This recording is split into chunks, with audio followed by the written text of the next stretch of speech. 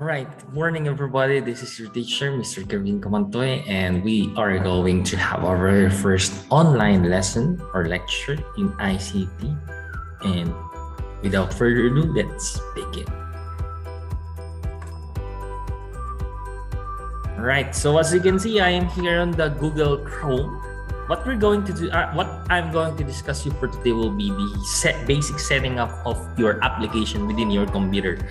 Don't worry, Filmora 10 or the application we'll be using is applicable also, or you can use this also within your handheld device like Android, Apple Mac, or even an iPad or iPhone. Okay, so I will just be using or showing you how to install it through desktop, but the process on installing it on Macintosh, on iPad, on iPhone, on Android are almost the same, and the interface are all the same. All right, so let's start with Filmora, sorry about that, X download. Just type Filmora X download, okay. And you will be navigated on the first section or selection on your Google Chrome. Just type here and voila, just click download and class. Okay, plain and simple. Click download, install it through your computer, and finished.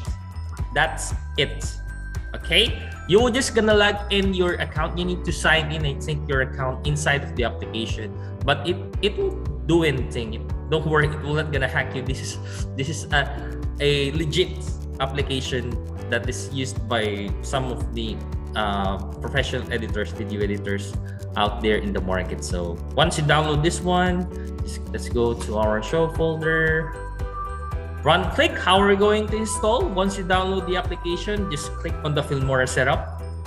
Right click, open or run administrator. Actually, I run it as an administrator most of the time. Every time I use it, X. Point. Make sure that you have, because there are some computers that are asking for a password, administrative password. So if you're not using your computer, or if you don't own your computer, make sure that you know the password of the computer that will be asking for a permission in installing this device. Then click yes, yes, yes, yes, and yes, because it's already installed in my computer. So I would just click yes, install, blah blah blah, agree, yada yada. Okay, and class. Plain and simple. Just wait for about 3 to 5 minutes. It depends on your computer. And once you're done, you can now start doing the video, right? So let's pause this video for a second and we'll be back for a minute or two, okay? See you around. All right, so welcome back, everybody. So I hope you have downloaded the application already on your computer. So once you download your application and install the application on your computer, Android, handheld device, iPhone, iPad, tablet, kindly open it and you will be navigated into the main interface of the Filmora application. Don't worry if you are having a different picture or different UI, user interface, or display as mine. It's okay, because it's just in a different places or different placement or alignment of the settings, but the usage or the function of each tabs or methods here on the application are the same. Okay, again, it doesn't matter if you're using a iPad, iPhone, Apple Mac, Android, Windows, all of the functions that I will be using are the same. And what we're going to discuss today will be the most very basic and commonly used methods on the application. All right, so without further ado, let's begin. So we have here the ribbon tab. So these are the ribbon tab or functions tab. On our Filmora, we have the media, the audio, the titles, transitions, effects, elements, and split screen. And each settings or each ribbon has different functions or method inside of it, or groups. Let's call it groups. Okay, so first let's go to the media tab. So media tab, meaning to say this is where you're going to upload your files.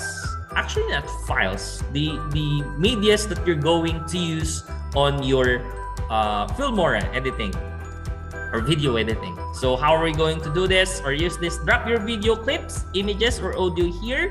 just click here on the project media folder, left click or left face, or press left button on your mouse. There we go. Then I've already downloaded a sample images. Here we go. So I have here sample images of, you know, One Punch Man. So I'm just gonna drag and drop. Open. As you can see, I just highlight everything. Actually, you can just use Control A. Open. And kalas! Now we have uploaded the images of our One Punch Man medias here in our Filmora. So to preview, so we have here a preview window, this blank box at the right side corner of our screen. This is the preview window. You can preview the window of your media by double clicking or double pressing on the media. Sorry. Pick one, double press. This is what it's gonna look like. Charan, charan, charan. Okay, so this is our preview window. Okay, next is how are we going to use these applications or medias in our screen or in editing. It's very simple again. If you're familiar in using the Microsoft PowerPoint, it will be a lot easier too, because it's just like using Microsoft PowerPoint. Actually, this is very convenient and user-friendly. Even your lower or younger siblings, I think, can use this one. So let's put this first image. Double click again. This will be our first picture or first media that we're going to play around here in this project. Just click, drag, and drop it here on the timeline. Boink. And once you press play, this is our timeline. There we go. This is what you call timeline. Timeline is where you're going to edit or place all of your medias on the Filmora. This will work as your workspace, okay, or canvas for your project. Then, as you can see, we can automatically preview this one on our preview window. This is for the play. This is for the backward, forward, and stop. Okay, again, play, backward, forward, and stop. Actually, this is very self-explanatory already. Then we have here different options in our preview window. Let's focus first in our preview window, okay? We have here zoom in and zoom out. There we go, zoom in and zoom out on the timeline. Once I press play, we're gonna zoom out or zoom in the timeline. This is what you call frames, okay? Frames of your video clip. When we're talking about frames, this is the duration in milliseconds of your video. That's the most simplest way that I can tell it to you. That's you can view your frames by clicking on the right arrow keys and left arrow keys on your keyboard if you're using a desktop or a computer. Or you can press the forward and backward options here on your preview window. It will gonna show you the frames per milliseconds of your video. Look here on the duration, 00 on this digit. Once I press the forward, 0.01, that is your first frame, second frame, third frame, yada yada, blah blah blah. Okay. As you can see, we have here 24 frames. 24 frames of our video content. But if you're going to play this one out, it will be 1 second. 24 frames is equals to 1 second. Sir, why not? You said it's millisecond, it should be 100. Because my computer is only compatible with 24 FPS. Okay? 24 frames per second. That's why the frames of my video is 24 equivalent to 1 second. So hopefully you are not confused about that. That's what you call FPS or frames per second. Of course, the higher the frames, the better the quality and the better or the faster computer you have and the bigger the memory it will gonna eat. So right now I'm using 25 frames per second. That's why we have 24 frames in our video. Okay, equivalent to 1 second or 1 second. Then click this, zoom to fit in the timeline so that you will not be confused. Oops. Alright, zoom to fit to the timeline already, sorry. Zoom to fit in the timeline here. Because if you already have so many medias within your timeline, you need to either zoom in, zoom out, or zoom to fit your audios or your medias within the timeline. Okay? So hopefully you are not being confused about this. Next is record voiceover. You can create a voiceover. Oh, sorry. This is for the audio mixers. When you click the audio mixer, this is where you're going to edit the voice quality or audio quality of your video content. We are not going to focus on this yet. I'm just showing you what are the options of our preview window. Don't worry, this will be a different lesson in a different day, okay? So I will not gonna look into it yet. Then we have here record voice or voice over. You can record your voice while you're speaking on the video. I will not gonna dive it here into this yet because again, we are just discussing the basic user interface of the media tab here on our Filmora, and we only have, I think, 10 minutes left in our lesson, okay? Then we have here the odd marker. Odd marker is we're gonna add some markers within your timelines. When I click this one, this is the playhead, by the way. You see this? Let's flip the screen. You see this color blue marker? This is where we use this marker to determine what part of the frames we are going to cut, we are going to remove, or we are going to edit within our content. Okay, that's the main purpose of using a marker.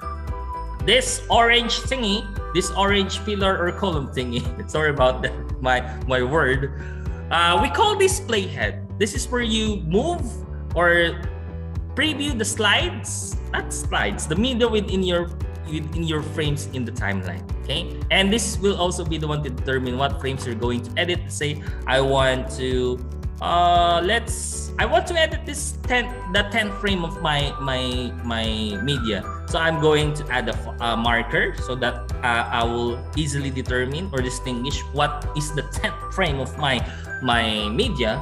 Then I am going to move my playhead on the 10th on the marker. Make sure that your playhead is within your marker. And what I'm going to do is I'm going to cut or split. It's very plain, it's very simple. You just click this one. You see the scissor icon. Let's split this one out. Click, point, and kalas. Now we have cut the video, the 10th frame of a second, the 10th frame of my media in our content. Plain and simple, right? Plain and simple.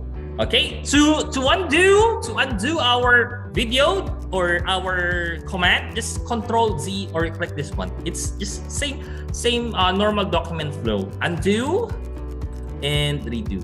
Okay, redo, fine, undo, redo. Control Z, Control Z. I think also on this one, redo is, I'm not familiar with. I'll be coming back to you for a second about that for the redo because I don't usually use the redo.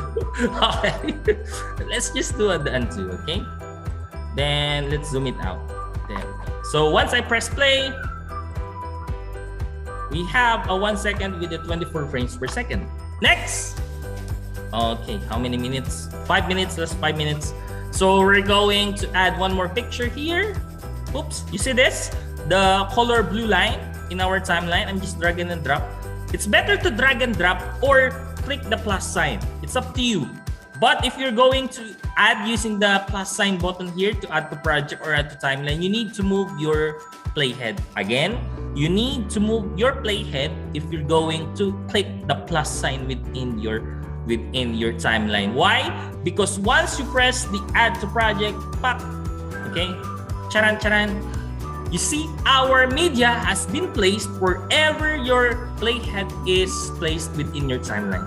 Okay, it's up to you. That's why it's up to you how you're going to add the media within your timeline. It's either by clicking the plus button or add to project, or you click, hold, drag and drop it here on the timeline and use the snapping line. This is what you call snapping line. It will gonna give you that you're on the edge or you're reaching the end or you're almost the side of a certain frame of your media.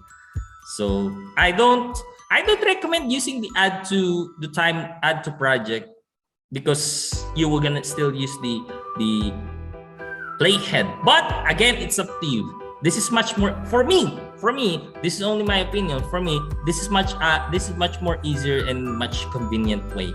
You just click, drag and drop, and kalas, put it on your timeline. Okay, and sorry. habits. I almost asked any questions. Okay. So as you can see, we have here now the frames. So we have here 2 seconds and 2 seconds, and we have 24 frames per second, and we have 2 images of Saitama here on our preview window. There we go. Next, we're going to add an audio. Of course, if we have a video, we need to have a background music or background audio. What I'm going to do is I'm going to add a background music. So we're going to go to audio. Then as you can see, we have here preloaded audios here in Filmora. This is what's good with Filmora. They already have preloaded or default options of audios in Filmora. You just double click again to hear the sound or preview the sound or test the sound of your audio. You see this one that has an arrow down, meaning to say I haven't downloaded it, this audio yet. You just need to download it. Maybe it'll take for about a minute or 2. Depends on your internet. So let's select. I think I'm going to use this one. So how are we going to use this? We're just going to click, drag and drop again in the timeline. There we go. Always remember, our audio will be always under our video timeline. Okay, so we have here a video timeline, and we have here under is the audio timeline. So let's just fit it into screen. This is what you call fit the screen. I always make sure that most of my medias are fit the screen, but it's up to you. Then if I am not going to use my media, my image media, I'm going to lock my timeline. We have here different types of settings here on our preview window. This is the number timeline window, sorry. Once you see this icon, meaning to say this is for the timeline of videos. 1, 2, 3. We have 3 timelines for videos and 1 timeline for a audio. Okay, I'm going to lock this one out. Why? Once you lock the timeline, the first time the timeline in a specific workspace on your media, you cannot edit this anymore. Actually, this is very useful also, because if you have placed so many medias within your timeline, you really need to be wary of what you're doing within your workspace. Otherwise, you might do something wrong, and you might, overlap some medias within a timeline. So make sure if you're not using this certain workspace or timeline, let's say this one, workspace 1 or timeline 1, video timeline 1, make sure you lock it. So that if ever you're going to add, let's say you accidentally press this picture 3, as you can see, it will not overlap or replace the timeline under our locked workspace. Okay, then let's play it out. Let's press play.